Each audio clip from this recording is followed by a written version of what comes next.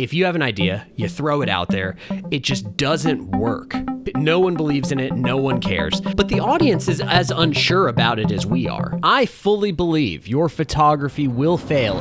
Hey, this is Double Negative, a photography podcast by Will Malone, with your host, me, the titular Will Malone. In this episode, I want to talk about experimentation and how absolutely hugely important it is to making work of any kind, but in this episode we're talking about photography. But first, abandoned shopping cart of the week. This abandoned shopping cart of the week is black and white, and it has a deranged seagull in the bottom left corner. That's right, you audio listeners aren't going to want to miss this one. You might have to go jump to the video just to see which one I'm talking about. The postcard of this shopping cart is available on willmalone.com. Buying a print, buying a postcard is the ultimate way you can support this channel and the whole Double Negative experiment. Another way you can support Double Negative is by liking this video and subscribing to this channel if you're picking up what I'm putting down. And then, of course, subscribe to the weekly newsletter, the Double Negative Dispatch on Substack. Link is in the description. And now to the topic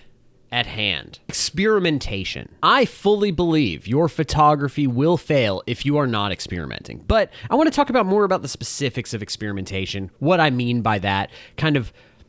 When I say experimentation, probably in your mind, you're thinking trying a bunch of different genres of photography, and that's not necessarily what I mean.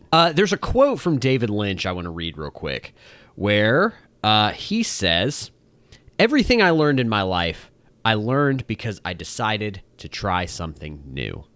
And I think that's kind of the essence of what I'm talking about, is getting out of our bubble. Photography has been really affected by curation. And I've talked about this before, my beef with kind of a curation mindset. Curation is good if you're an interior decorator or maybe a designer. But I think as a photographer, curation can be kind of a deadly trap. If you are focused on trying to make your Instagram grid all look the same, that doesn't incentivize kind of going out on a limb and trying something new. And I think that's a real problem. I think that you're rewarded on social media channels if you kind of have like a visual style and you stick to it and don't go anywhere. And I've tried to do that. I've tried to stay within those bounds, and I've never been able to do it. I've never been able to stay that way because I find something else I'm interested in and I kind of want to pull that thread. So when I talk about experimenting, I want to talk about a couple of pillars of experimentation that I think are hugely important. And I really noticed over the past couple weeks, I've mentioned this before, the past couple of weeks have been kind of down weeks for me. I got a cold or whatever. I don't know what I had. And my media consumption, books, movies, TV, really changed during that time because I was tired. I wasn't feeling good. And so basically what I did during that time is I watched a lot of garbage TV. Watched garbage movies. I just watched stuff I didn't have to think. I wasn't spending much time on the Criterion channel. I was spending time rewatching all of White Lotus. And while White Lotus is a very good show, very prestige HBO show, I do consider it kind of garbage TV. It doesn't really it doesn't really spur any new thoughts or new ideas when watching it. It's just a fun sit, some nice vibes. Makes me feel like I'm on vacation. More garbage TV I would watch. From time to time, find myself rewatching episodes of Smallville, and was a big Smallville fan while it aired. I own all the DVD box sets. I still watch Smallville here and there when I just want to relax, feel the comfort of this show that I grew up with. But it's a stupid show. It's written poorly, but it's like a warm blanket, but I'm getting nothing from it other than comfort. And I noticed something after this downtime of the past couple weeks where I was watching garbage, essentially, watching nothing of consequence, nothing that I was thinking further about, which is that my creativity sort of kind of took a backseat, meaning ideas weren't flowing as much. I wasn't making things that I was excited about quite as much. I was kind of on autopilot, right? The podcasts are usually pretty easy for me to just jump in and improv ideas when I have a proper flow of like some, dense sort of media products I'm consuming. Stuff, if I'm being fed with ideas, then making a podcast, writing a newsletter, taking photos, making videos, doing all that stuff, doing my work for clients or whatever, doing all that stuff is easy if I'm being fed with good stuff. I mean, it's the same way with food, right? Like if you're eating healthy food, you have energy to kind of go throughout the day and do a lot of things. You have just a better overall quality of life if you eat healthy food. If you eat, a couple, Filet-O-Fishes at McDonald's for lunch, then, the rest of your day, you're probably not going to be as productive. Your brain's probably going to be a little foggy. All that salt is just, it's not great. You're just not going to feel good after that. So I think the same goes mentally with creativity. I think your creativity, the stuff you're going to make, is always going to be, it's going to go to new places, and it's going to be easier to experiment and go to new places if you are filling yourself with ideas that are worth thinking about and chewing on.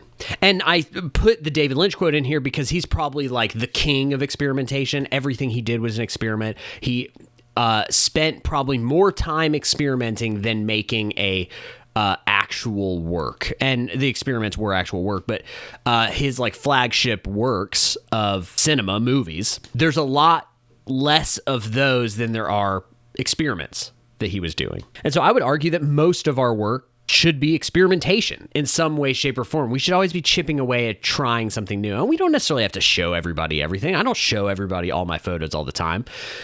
But I will sometimes, if I just want to know how it's going to be received, sometimes I throw something out and it doesn't work. And that's kind of the other pillar I want to talk about in regards to this just current climate we live in with Instagram and curation and all that stuff, is that you're not really rewarded nowadays for experimenting.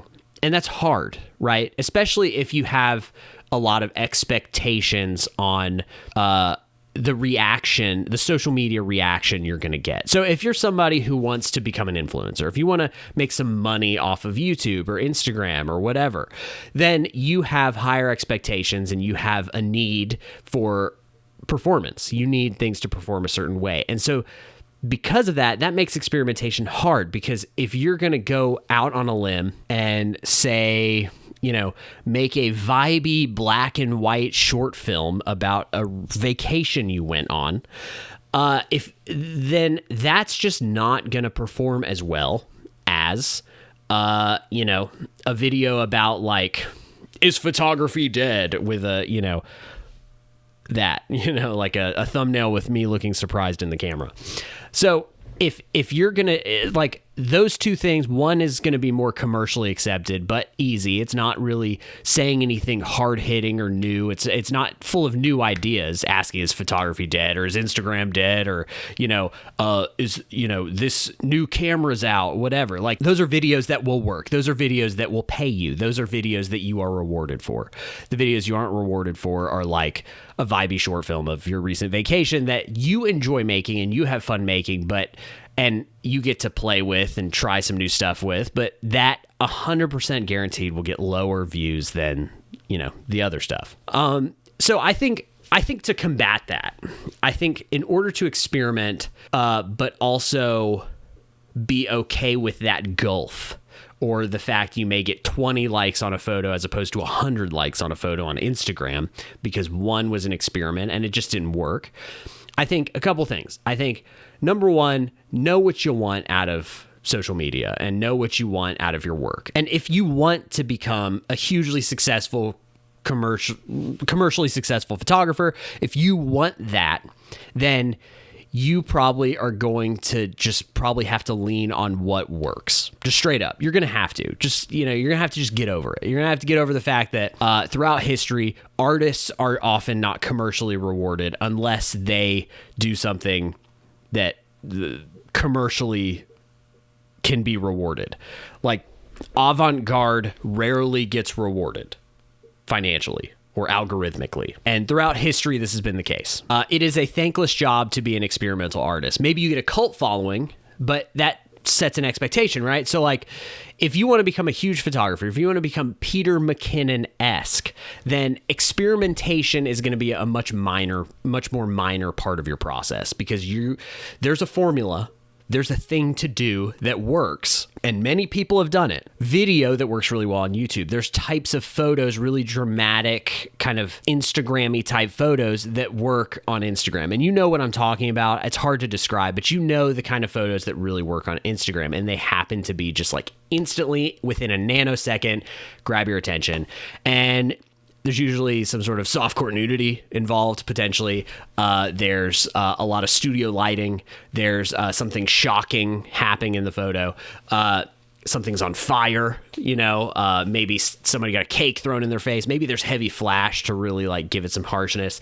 There's a look on Instagram that works, that people like, and matches with what is out there commercially in advertising nowadays. Or you can even look at like high-end fashion product videos and that kind of thing.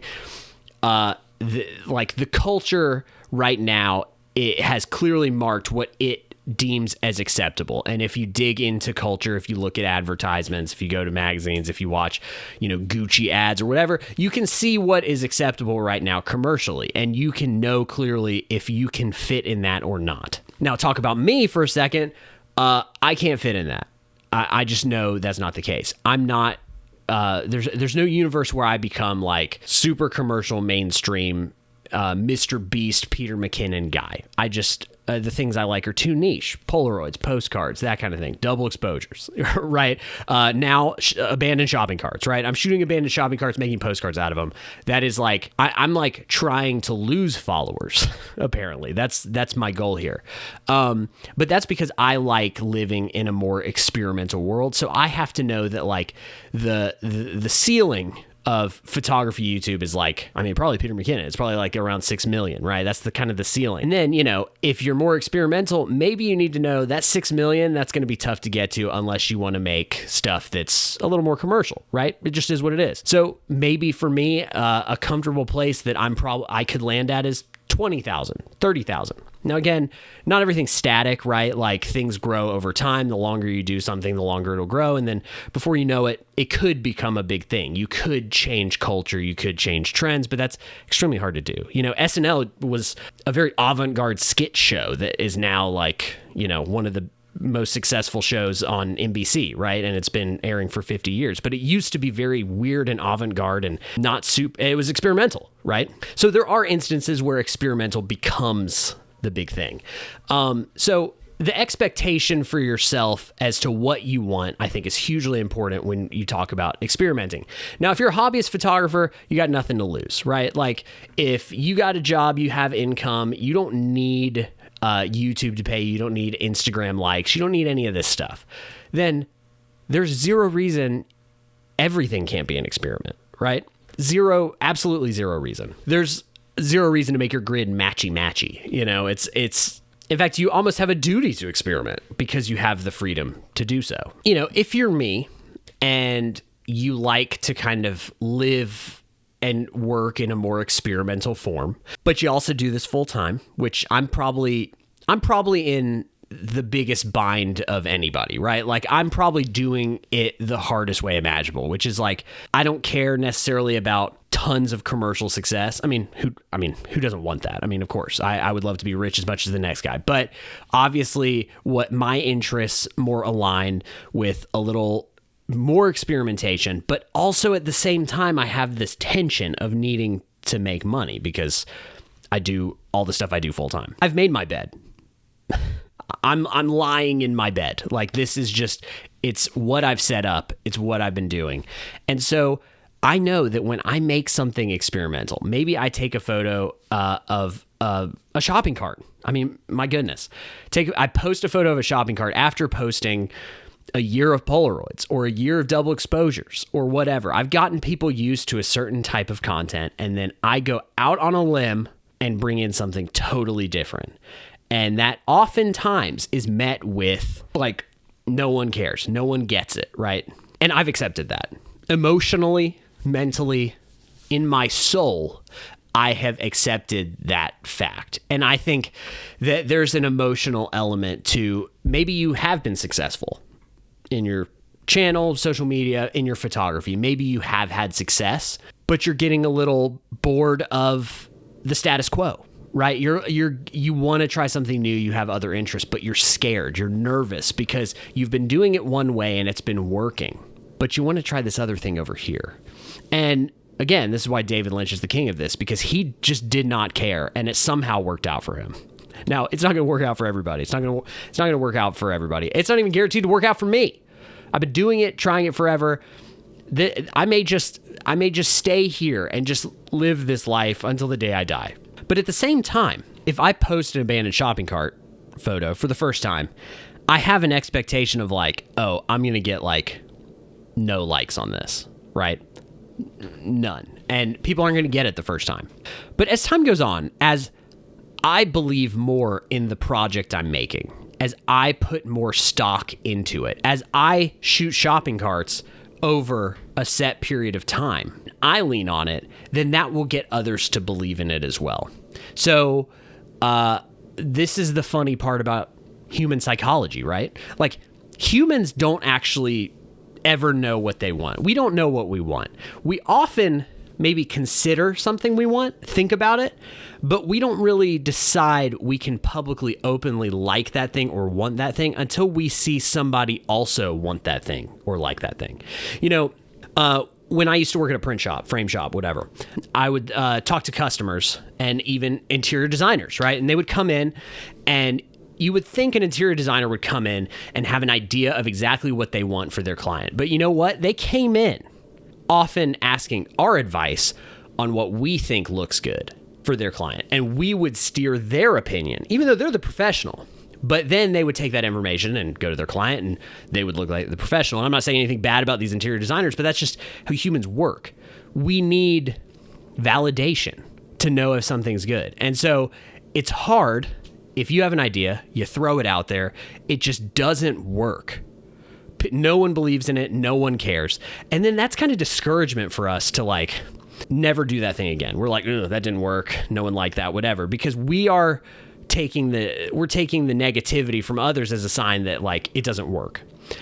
But if we can find a way to validate ourselves inside, when just believe in something, just be like, okay, I know this won't get a lot of likes. I'm going to post this shopping cart photo. I'm going to add this abandoned shopping cart segment to my podcast. And maybe people don't get it at first. And maybe people don't care about it. Maybe people don't like it. But if I keep doing it, if I keep believing in it, if I keep staying behind it and keep pushing it, then people will have no choice but to accept it, right? Like the people who want to keep following me will start to buy in. And then before you know it, I've been doing abandoned shopping cart of the week for a year. I've been posting abandoned shopping carts. I've been continuing making postcards out of abandoned shopping carts and maybe other weird postcard topics. And then suddenly, after a year of doing that, people buy in because it's validated by my own self-belief. You see what I mean? So like we may be the most confident person in the world, but we still kind of need that validation from other people. And so that's what hoses us up when we experiment a lot, is because if we don't instantly get validation for something we're trying out, oftentimes we take that as a sign we shouldn't go any further. But the audience is as unsure about it as we are. And maybe we put something out and someone sees it and they don't like it, but then their friend is kind of like, oh, that's interesting. Well, then the person's more likely to be like, oh, interesting. Well, maybe it is interesting because my friend said it is. And that's just how we think. So I think everything is worth trying. I think there just has to be some belief behind it and enough time to let other people kind of figure out what you're doing. So experimentation in photography. Maybe you have a series in mind and it's going to take a lot of effort. It's going to take a lot of time. I have a series in mind that's kind of been nagging me a little bit, and I started fleshing it out last night while I was sitting watching TV, and I was like, I might actually be able to do this. It would be fun for the YouTube, fun for my photography work, and they could kind of marry together really well. And I'm just like, the first video, the first set of photos, how do I present this to people where they get it? And so I'm already going through the thought in my head of like, they may not. The first video may not work, but the fifth video of this series might kind of, get people to understand. And then after I keep doing it for a little while, then I'll get people bought in. right? And so experimentation is self-belief plus time. And when you experiment, you may not necessarily have any validation from anybody to feed off of. So you have to kind of generate your own, right? And then kind of have the patience, take the time, and then maybe the validation will start to fuel you. Like the people will create the validation power for you. Validation power is much like desert power, in Dune. So if that clears it up for you a little bit. So yeah, I think those are my thoughts on the importance of experimentation. And I do think that I started this by saying I think your photography will fail if you don't experiment. And that's harsh. It's very, YouTube title appropriate. Somebody's going to click that and be like, what? My photography is going to fail if I don't do whatever Will says. That's just the YouTube game. But I do think that like if you get into a place where you found a style that works on Instagram, you found a style that works on your grid, everything matches together, and you kind of just live in this like plateau, I think your photography like will kind of become more dull over time. And so I just think that you just keep things spicy when you're trying new crazy stuff. And if you're a hobbyist, I feel like there's no excuse. Like try all the crazy stuff you want, right? If you're like me and you have to live off of it, I still do a lot of crazy stuff for somebody that does this full time. I'm still trying out weird ideas. But I think that if I were to say like, for instance, like my double exposure work, a lot of my double exposure stuff has like caught on a little bit. I think a lot of it really works. I think I found that a lot of time when I post a Polaroid double exposure or even a digital double exposure in the style that I do find that those tend to get more likes and attention than some of my other stuff like shopping carts or even the small town photo project or whatever, because it feels fresh. It feels new. It feels whatever. And so I will say for me, I probably am on the opposite end where I have the problem of like, I don't like sitting too long in something working because I feel like I need to do something to it. And that's a different problem entirely. That's a problem that I'm working on where I should just be okay with how things are and I don't always need to like screw around with it. So that's a different problem. If we want to do a podcast about like Will's neuroses, we can have a Will's Therapy Hour podcast, but I don't think anybody would want to watch that because it'd be pretty miserable for you and possibly me, but these are kind of that. So maybe it wouldn't. Maybe you'd be like, this is no different than a regular podcast. Last couple podcasts have been some of the longest podcasts I've done. So I'm going to cut it off here. And I hope you got something out of it. I feel like I've ranted about this idea enough. I think I've put enough out there maybe to give you something to chew on this week as you go out with your cameras doing photography work. Hopefully the weather's a little better for you. I feel like spring is coming. I feel like we're starting to, at least here in the Southeast, getting a little warmer. Weather's getting more stable. I feel like I see some blue skies again, which is exciting. So I'm just ready for some green to come back. That's what I'm looking for the most. So thanks for watching. And you can follow me on Instagram at Will Malone. You can follow my Polaroid Instagram account at Everyday Instant. Don't forget, Abandoned Shopping Cart of the Week. Buy the postcard pack. Really appreciate it. It's the ultimate way you can support. You can also support by liking this video and subscribing to this channel if you're picking up what I'm putting down. And make sure to subscribe to my newsletter on Substack, the Double Negative Dispatch. Comes out every Thursday, generally. Thanks for watching, and I will see you again very, very soon.